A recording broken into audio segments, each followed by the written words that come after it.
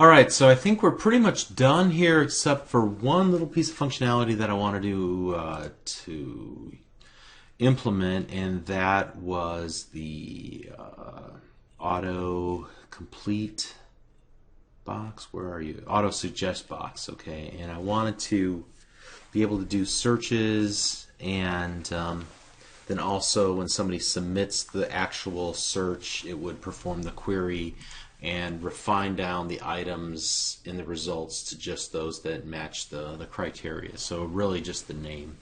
Alright, so to implement this, we have two methods, or two events to handle: the text change and the query submitted. So let's go ahead and get started in there. And what we're going to need is another, let's stick it in the middle here between these two. Another, I think this time it's just going to be a list of string called suggestions.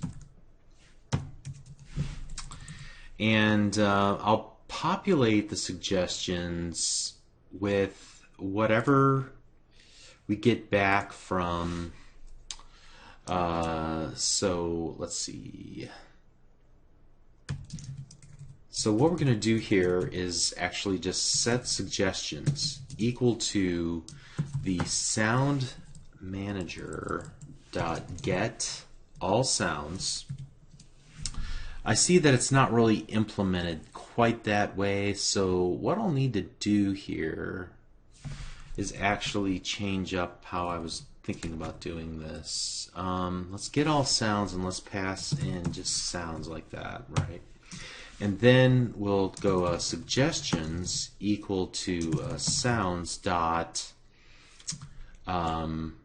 where given p, find p name starts with, and then whatever they have passed in. So I think at this point we can get text that has been typed in from sender.text. Alright, so once we have this, all we really want is just the name itself, not the entire sound object. So I'm just going to project out just the name property like that. And it doesn't like something I've done here, and I think I know why. So let me change this. I can do this one of two ways. I can keep list and just go, I think, to list here. Yeah, to list. Or I could just change this to IEnumerable instead of list. All right, but we'll just do it this way. So now that I have suggestions, I'm going to set the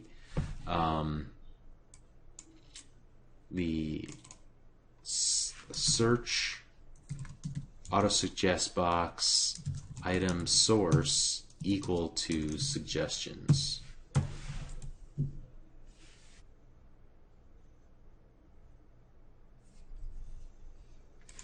Okay. All right, yeah, this will work. All right, so now that we've typed in what we the word and I've hit enter on my keyboard, I need to handle the query submitted. So this will allow us to actually filter the items that we're binding to, so that list of suggestions should be filtered all the way down. So and so what I think I want to do here is make another another method on Sound Manager to do some like public static void get sounds by name, maybe, and then just type in a string name, something like that. We can do almost everything that we've done before, and then we'll grab a filtered set of sounds where p dot name equals name, and we'll do a to list on that, and then I guess what I probably should do is do an observable collection. So observable collection sounds. I know this isn't pretty, but this sometimes when you're in development, you have to think through things on the fly here. So I guess the last step would be then to go filtered sounds dot, do that whole for each thing, right? Sounds dot add p.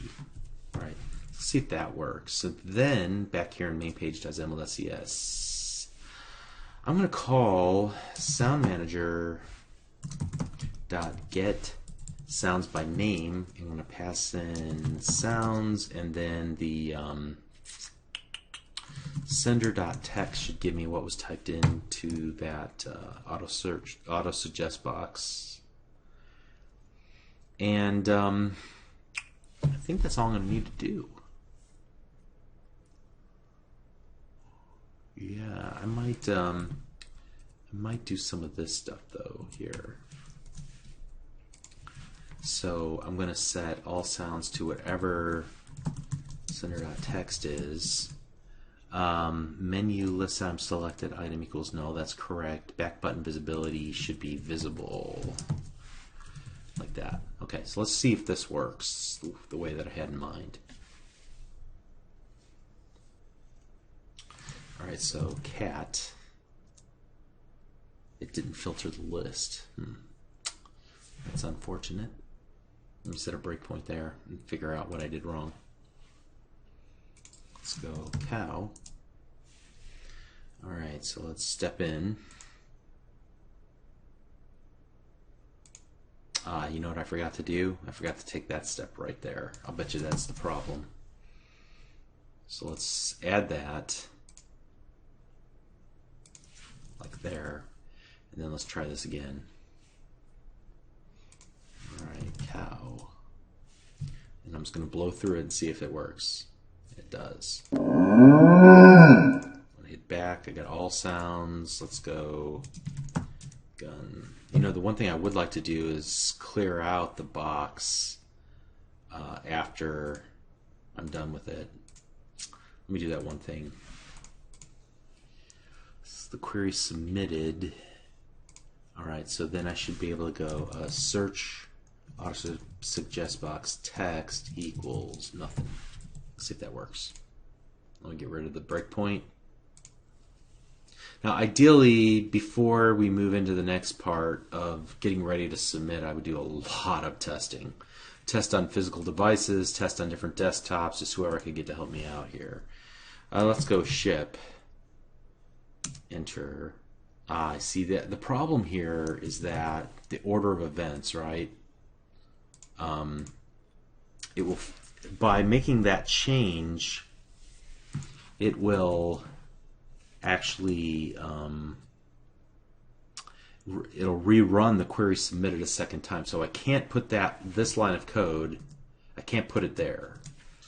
What I can do, however, is maybe put it there when we hit the back button or whenever we make a different selection on the menu list. Let me put that there as well. So those two spots, let's see what happens. State management's usually tricky. You got to think, okay, what needs to be where and when. Also, it looks like I need a little padding on the right there, or a margin on the right. Okay, here we go. Cow. Got it. I use back button. See, I can see it flicker, which tells me that it's running it twice. I'm not sure what the right answer to this is. So watch the issue here. Okay, cat, good. Now when I click something else, you'll notice that there's a brief, it'll display everything, then there's a flicker, and then it'll display everything. And it goes dot dot before it hit taunts, and it doesn't even show all taunts because, again, by setting the text like that, we're actually changing the logic of the code. So I might just need to do this like that and just forget it. There probably is a way to suppress that event And I'll tell you what, off camera, I'll try to figure out if I can figure out a way to fix that. So if I were to hit X there, put everything, but it doesn't change that either. So there's a couple little issues surrounding this that I need to figure out. So I'm going to stop right here, and I'm actually going to play around with this a little bit more before we go into the next video and maybe fix some things about it. But overall, it kind of works. Okay. All right, we'll pick it up in the next video, and we'll start working with assets and talk about the package Apex Manifest. All right, so thank you.